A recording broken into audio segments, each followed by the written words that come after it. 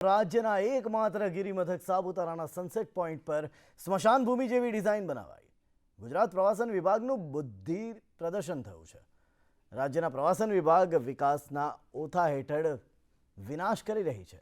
પ્રવાસન વિભાગે સરકારી ગ્રાન્ટનો આડેધડ ધુમાડો શરૂ કર્યો હોય તેમ હાલમાં હિલ નંબર 1 પર સનસેટ પોઈન્ટના વિકાસ માટે હાથ ધરેલી કામગીરીમાં કરોડો રૂપિયાના આંધણ બાદ પણ યોગ્ય આયોજન કે દંગધડા વગરની ડિઝાઇનથી જાણે સ્મશાન ભૂમિનું બાંધકામ કર્યું હોય તેમ બે છાપરા બનાવી મોટો ખર્ચ બતાવી દેવાયાની ચોંકાવનારી વિગતો બહાર આવી છે.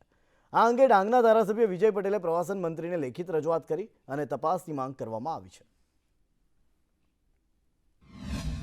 ગુજરાતનું એક હવા ખાવાનું સ્થળ એવું સાપુતારાની અંદર પણ પ્રવાસન વિભાગ દ્વારા વિવિધ સ્થળોને ડેવલપ કરવા માટે અનેક વિકાસના કામો કરવામાં આવ્યા છે. ત્યારે વચ્ચે મારે પણ સાપુતારા ખાતે મુલાકાત થઈ હતી. ત્યારે સ્થળ વિઝિટ લેતા મને એવું એક બે સજેશનો હતા કે મેં ગુજરાતના પ્રવાસન મંત્રી માનનીય મુળભાઈ બેરા સાહેબને પણ મૌખિક રીતે રજૂઆત કરી હતી કે કોઈ પણ ડાંગની અંદર સાપુતારાની અંદર જે વિકાસના કામો થાય છે તો આપણા જે આર્કિટેક્ટ હોય કે એન્જિનિયરો હોય એ સ્થળ પર આવે અને સ્થળની જે મુલાકાત લઈને ત્યાં યથાયોગ્ય રીતે કોઈને પણ મુશ્કેલી ના અનુભવે એવી રીતની ડિઝાઇન કરે. પોરબંદર પાલિકા શહેરીજનોને પ્રાથમિક સુવિધાઓ આપવામાં ફરી ઊણી ઉતરી છે. શહેરના કીર્તિ મંદિર સહિતના અનેક વિસ્તારમાં સ્ટ્રીટ લાઇટો બંધ હોવાથી અંધારપટ છવાયો છે, જેને લઈને સ્થાનિકોએ સ્ટ્રીટ લાઇટ ચાલુ કરવાની માંગ કરી છે. ઉલ્લેખનીય છે કે સ્વચ્છતાના પૂજારી મહાત્મા ગાંધીના પોરબંદરમાં ગંદકી અને બિસ્માર રસ્તાઓને જોઈ પર્યટકો નિરાશ થઈ ગયા હતા અને પોરબંદર સૌથી ખરાબ શહેર ગણાવ્યું હતું, જેનો એક વિડીયો શહેરમાં ફરી વાયરલ થઈ રહ્યો છે. ये सुन के कि महात्मा गांधी जी का बर्थ प्लेस है यहाँ पे और महात्मा गांधी जी हर जगह जाने जानते हैं कि वो सफाई पसंद थे, क्लीननेस फ्री, और ये सबसे गंदा शहर है. मैंने इतना गंदा शहर अपनी जिंदगी में नहीं देखा है. पूरा गुजरात घूम लिया, मैं द्वारका से आ रही हूँ, राजकोट हुआ, अहमदाबाद, जामनगर, इतना गंदा शहर, सब जगह गंदगी गिरी हुई है. આ રોડ છે એક પોરબંદર હાટ સમાર સોની બજાર છે, ત્યારે આ રોડનું મહત્વતા આપણે સમજી શકીએ છીએ. છેલ્લા ઘણા વખતથી ઇવન દીપોત્સવી તહેવાર પણ ગયો હમણાં, પણ અહીંયા અંધારામય આ રોડ થઈ ગયો છે. અહીં સુંદર મજાની સ્ટ્રીટ લાઇટ ફિટ કરી છે, પરંતુ શોભાના ગાંઠિયા જેવી આ સ્ટ્રીટ લાઇટ છે. તો સ્થાનિક સત્તાવાળાઓએ આ મુદ્દે ગંભીરતા લેવી જોઈએ, કેમ કે અહીં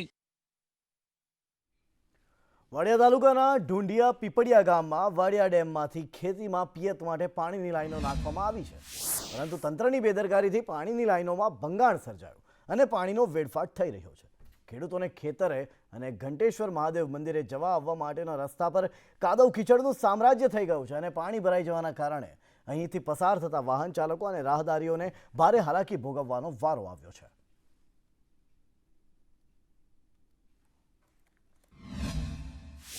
हमारे ढूंढिया पीपड़ियाना 10 થી 12 खाता मोरवाड़ा तरफ से जो सुरो नदी ऊपर पसार थઈને જવાનું થાય, તો ત્યાં જે સુરો નદીમાં જે ગવર્મેન્ટે કે પછી આ પ્રાઇવેટ બધા ખાતેદારો છે જે લાઈનો નાખી છે, આશરે 10 થી 12 છે, બરાબર. જે લાઈનો અવારનવાર તૂટ્યા ફૂટ્યા કરે છે, વારંવાર ગ્રામ પંચાયતમાં રજૂઆત કરેલી છે.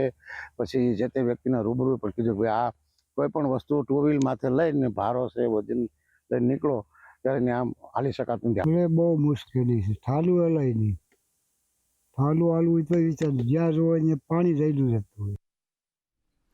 દિવાળીના તહેવારો પૂર્ણ થયા બાદ રાજ્યમાં ટેકાના ભાવે મગફળીની ખરીદી શરૂ કરાઈ છે. જોકે જસદણમાં ખેડૂતોને હાલાકી વેઠવાનો વારો આવ્યો છે. મગફળી ખરીદી માટે ખેડૂતોને ધરમના ધક્કા ખાવાનો વારો આવ્યો છે. ટેકાના ભાવે મગફળી ખરીદી શરૂ ન થઈ અને ખેડૂતો વિમાસણમાં મુકાઈ ગયા છે. ખેડૂતો હજી ખરીદી અંગેની વાટ જોઈને બેસી રહ્યા છે. ખેડૂતો મગફળીના નીચા ભાવે 1100 થી 1200માં પણ પોતાની મગફળી વેચવા હવે મજબૂર બન્યા છે. બધી શરૂ થઈ ગઈ સાયન્સના કારણે ન શરૂ થઈ ઈચ્છાની ખરીદી. ખેડૂત માલ વેચવો કે ન વેચવો, કારણ આ બધા પ્રસંગ હોય, કોઈ વાવેતર કરવા હોય તો શું કરવું? બધી ચાલુ થઈ ગઈ તો અમારે કેમ ન ચાલુ થાય? અત્યારે 200 રૂપિયા મને ખોટ છે, અમારા લગ્ન પ્રસંગ આવી ગયા હોય, બધી ઓલી મળી ગઈ તો નથી ચાલુ કરતા. વાંધો કોને? છોકરાના લગ્ન પ્રસંગ હોય, 200ની ખોટ થાય. ખેડૂત અમારે અત્યારે વાવેતર કરવાના હોય એની કાંઈ ન સમજો તો અમારે શું અત્યારે અમને મળતું સરકારને શું કહો છો? સરકારને શું કે સરકારના આવીને પાછા ઉજા જાય. એ જ વાત છે માત્ર નથી એટલી બોલતું બીજા નંબરમાં યાર્ડમાં આવી તો મારી વારો આવતો પૈસા તો આપણે જોઈ જ છે બરોબર પૈસા તો આપણે ભાલ રાખી દઈ હતી અમુક ખેડૂત વાડીએ બદલ હોય મારે અમારી એવી માંગણી છે કે જસદણમાં વહેલા ને વહેલી તકે સીસીઆઈની ખરીદીનું કેન્દ્ર ચાલુ કરે. પેટલાદમાં રંગાઈપુરાથી કોલેજ ચોકડી જવાના હાઈવે પર ઘણા વર્ષોથી ઓવરબ્રિજની કામગીરી ગાંચમાં પડી છે. આ કામગીરી અધૂરી હોવાથી પ્રજાને સુવિધા મળતી નથી. આ અંગે ધારાસભ્ય કમલેશ પટેલે ઓવરબ્રિજની કામગીરી પૂર્ણ કરવાના હૈયાધારણા આપ્યા બાદ કામ શરૂ થયું હતું, પરંતુ કામ અધૂરું રહેતા પ્રજાલક્ષી પ્રશ્નોના અવાજ ઉઠાવવામાં ધારાસભ્ય ઉણા ઉતર્યા હોય હાલ એવું લાગી રહ્યું છે.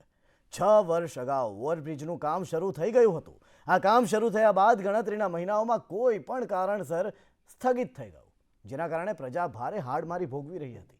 આ બ્રિજનું કામ વહેલી તકે પૂર્ણ થાય તે માટે ઉચ્ચ કક્ષા સુધી રજૂઆતો પણ કરવામાં આવી, ત્યારે ધારાસભ્ય દ્વારા નક્કર રજૂઆત ન કરવામાં આવતા પ્રજાલક્ષી કામગીરી ઉપર સવાલો ઊભા થયા છે. છેલ્લા 6 વર્ષથી આ ઓવરબ્રિજ બનવાનું કામ ચાલુ છે, પણ હજુ સુધી ઓવરબ્રિજ બન્યું નથી, જેના કારણે આવતી જતી પ્રજાઓને ખૂબ તકલીફ પડે છે. સરકારનું વિકાસનું કામ છે, વિકાસને કામને અમે વધારીએ છીએ, પણ વહેલામાં વહેલી તકે આ ઓવરબ્રિજનું કામ પૂર્ણ થાય તો બધાને ખૂબ આનંદ થાય એમ છે. ગુજરાત સરકારના માનનીય મુખ્યમંત્રી શ્રી ના અથાગ પ્રયત્નોને કારણે જે બંધ પડેલા ઓવરબ્રિજનું કામ છેલ્લા 1.5 વર્ષથી ચાલુ થયેલ છે અને માનનીય મુખ્યમંત્રીએ 28.56 કરોડની ગ્રાન્ટ પણ ફાળવી છે અને આના આધારે રેલવે વિભાગ અને ગુજરાતના માર્ગ મકાન સ્ટેટના દ્વારા ઓવરબ્રિજનું કામ અત્યારે પૂરજોશમાં ચાલુ રહ્યું છે. રંગાઈપુરાથી કોલેજ ચોકડી જવાના માર્ગ ઉપર ઘણા વર્ષોથી ઓવરબ્રિજની કામગીરી ચાલી રહી છે. હજુ પણ એ કામ પૂર્ણ થયું નથી. આપને સીધા દ્રશ્યોમાં બતાવી દે કે રંગાઈપુરાથી કોલેજ ચોકડી જવાના માર્ગ ઉપર 6 વર્ષથી પણ વધુ સમયગાળો થયો આ ઓવરબ્રિજની કામગીરી ચાલી રહી છે. વચ્ચે કામગીરી બંધ રહી હતી ત્યારે ફાટક ખોલાવવા માટે પણ લોકોને આંદોલનો કરવા પડ્યા હતા. ઓવરબ્રિજની કામગીરીને લઈને લોકોને ખૂબ જ મુશ્કેલી પડી રહી છે. આસપાસના સોસાયટીના રહીશો તેમજ આ વિસ્તારમાંથી અવરજવર કરતા વાહન ચાલકોને પારાવાર મુશ્કેલી પડી રહી છે. જીતુ ખ્રિસ્તી, સંદેશ ન્યૂઝ, પેટલાદ. હીરામા મંદીના કારણે આર્થિક સંકળામણમાં રત્ન કલાકારો આપઘાત કરતા હોવાના બનાવો પણ બનતા હોય છે. જોકે સુરતના રોડ પર એક યુવક 9 લાખની કારમાં આવીને દહીંવડા વેચતો હોય તો કોઈને પણ આશ્ચર્ય થાય. આ યુવક છેલ્લા 2 વર્ષથી રાંદેર વિસ્તારમાં રોડ પર દહીંવડા વેચી પરિવારનું ગુજરાન ચલાવી રહ્યો છે. રત્ન કલાકાર તરીકે નોકરી કરતા સમયે હપ્તેથી કાર લીધી હતી. જોકે મંદીના કારણે નોકરી છૂટી ગઈ અને દહીંવડા વેચવાનું શરૂ કર્યું. દહીંવડા વેચીને જ હાલ યુવકે કારના તમામ હપ્તા પણ ચૂકવી દીધા, જેથી ભારતના કલાકાર મંદીના કારણે આપઘાત કરતા રત્ન કલાકારો માટે પ્રેરણારૂપ બન્યો છે. વિકી સોનીએ આપઘાત કરતા લોકોને પણ હિંમત ન હારવાની અપીલ કરી છે. કારણ તો સર એક જ છે કે ફાઇનાન્શિયલ ઇસ્યુ સર. જેમ કે ડાયમંડમાં તમે અત્યારે જ્યાં જોવો છો કેવી મંદી ચાલે છે સર. એ પહેલાં સર હું 10 વર્ષથી ડાયમંડમાં જોબ કરતો હતો ને મેં ગાડી પણ આ લીધી હતી ડાયમંડમાં જ નોકરી કરતો ત્યારે. પણ જે રીતના મંદી આવી પછી મારા ગાડીના હપ્તા ભરવા પ્લસ મારું છોકરાનું એજ્યુકેશન પ્લસ મારો ઘરનો ખર્ચો ચલાવવો બહુ મુશ્કેલ હતો. એટલે સર મેં ને મારી વાઈફે એવું વિચાર્યું કે કંઈ ધંધો સ્ટાર્ટ કરીએ. તો અમે પછી દહીંવડાનો ધંધો સ્ટાર્ટ કર્યો ને દહીંવડાના ધંધામાં સર અત્યારે મને સારું બેનિફિટ મળે છે સર. એનઆરઆઈ હત્યા કેસમાં અમદાવાદ ગ્રામ્ય એસપીનું નિવેદન. મૃતક દીપક પટેલ પાસે યુએસનું ગ્રીન કાર્ડ હતું. આરોપી ગરોડિયા ગામનો વતની છે. મૃતક સાથે આરોપીને 16 વર્ષથી મિત્રતા હતી. બંને જમીન દલાલી સાથે કરતા હતા. મૃતકે આરોપી પાસે 61 લાખ ઉછીના લીધા હતા. રૂપિયા પરત ન આપવાની બાબતે બંને વચ્ચે રકઝક થઈ હતી અને જેમાં આરોપીએ ગાડીમાં પડેલી પાઇપથી મૃતકની હત્યા કરી નાખી. હત્યા કરી આરોપી ગાડી લઈ ફરાર થઈ ગયો હતો. પોલીસે આરોપી ઇન્દ્રજીત વાઘેલાની ધરપકડ કરી છે. और आ लाश જે છે દસડેલી હતી છે और પછી વધારે પૂછપરછ કરતાં ખબર પડી કે આ જે મરણ જનાર જે છે આ દીપક દશરથ પટેલ નામનો માણસ છે, જે મૂળ સરખેજના રહેવાસી છે પણ અત્યારે એમનો રહેવાનો થલતેજ છે અને એમ જે એ ગ્રીન કાર્ડ હોલ્ડર છે અને યુએસ અને ઇન્ડિયાને વચ્ચે આવતા જતા રહે છે. અમે ખબર પડી કે જો આ જે વિક્ટિમ હતો, વિક્ટિમ એક માણસ જે ઇન્દ્રજીત ઉર્ફે મુન્નો નામનો એક માણસ છે, જે મૂળ ગરોડિયા ગામનો છે ઓર અત્યારે સિલજ સર્કલને પાસે એમનો મકાન છે, ત્યાં રહે છે. અને એને સાથે જો 15-16 વર્ષથી જો જમીન દલાલીનો બિઝનેસ કરતો હતો. ઓર આ 15-16 વર્ષથી ને છેલ્લા એકાદ વર્ષથી જો એને પૈસાની લેતી દેતીને લઈને એનો કંઈ ઇસ્યુ હતો. ઓર આને આધારે આજે અમે 1-2 શકમંદ હતા એને આઈડેન્ટિફાઈ કર્યા હતા. ઓર પછી જો મતલબ આજ રાત્રિ જો માણસને જો કોઈ જગ્યાએથી અમે ડિટેન કર્યો છે. સુરતમાંથી 2.57 ગ્રામ એમડી ડ્રગ્સ ઝડપાયું છે. ઝોન 4 એલસીબી તથા ખટોદરા પોલીસે આ ઓપરેશન પાર પાડ્યું. બામરોલી રોડ સ્થિત હોટેલ ગેલેક્સીમાં દરોડા પાડવામાં આવ્યા, જ્યાં રૂમ નંબર 4માંથી પેડલર ડ્રગ્સની સાથે ઝડપાયો. ડ્રગ પેડલર દાનિશ હારૂન શેખની ધરપકડ કરવામાં આવી છે. इस होटल में सरप्राइज चेक करने के लिए गए तो वहाँ पे एक आदमी ही होटल में रुका हुआ था और वो लोकल था, तो इसीलिए पुलिस को डाउट हुआ तो उन्होंने उसको रूम में से बुला के चेक किया तो उसके पास में एमडी जो है वो बरामद हुआ, 2.57 ग्राम एमडी, जिसकी जो कीमत है वो 25,700 रुपये है और वो उससे रिकवर किया गया है. और जो आरोपी है वो दानिश हारून भाई कुरैशी है. ये लंबे हनुमान रोड वराछा सूरत का रहने वाला है. अभी इसको अटक किया गया है. ડ્રગ્સ સાથે ઝડપાયેલા ઈરાની શખ્સોના રિમાન્ડ મંજૂર થઈ ગયા છે. પોરબંદર કોર્ટે 4 દિવસના રિમાન્ડ મંજૂર કર્યા. 700 કિલો ડ્રગ્સ સાથે 8 ઈરાનીઓ ઝડપાયા હતા. સેટેલાઇટ ફોન સહિતના સાધનો પણ મળી આવ્યા છે. ત્યારે ડ્રગ્સ કોને આપવાના હતા એ મુદ્દે હવે પૂછપરછ શરૂ કરાશે.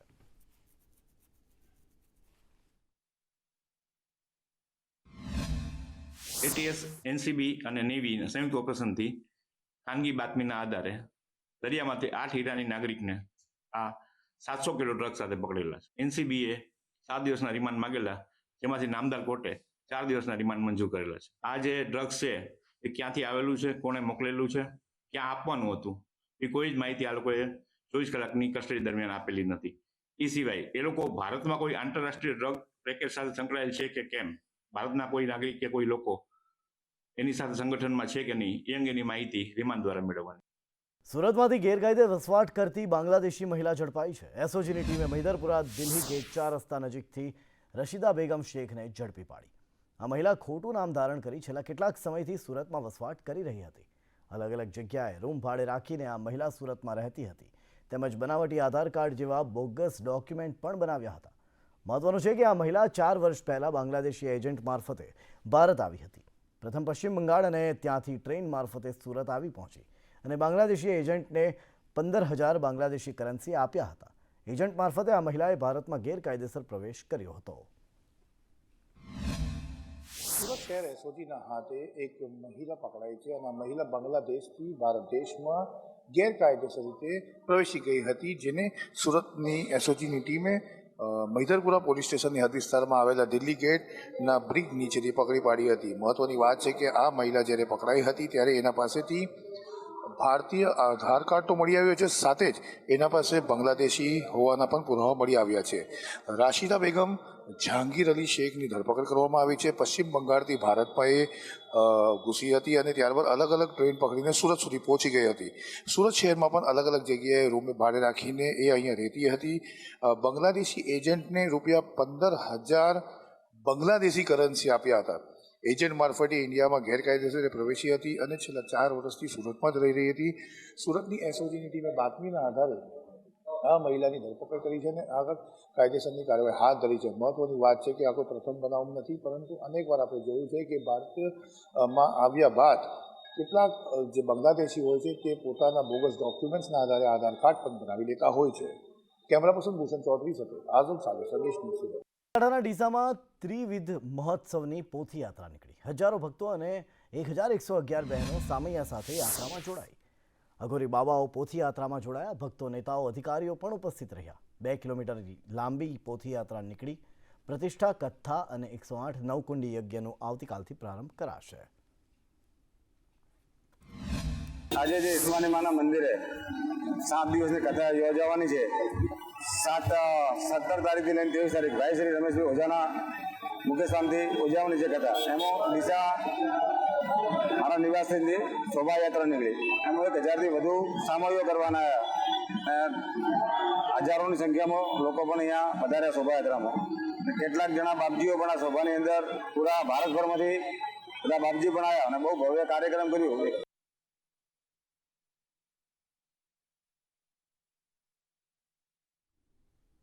All India inter university moot court competition અમદાવાદની કર્ણાવતી યુનિવર્સિટીમાં આયોજન.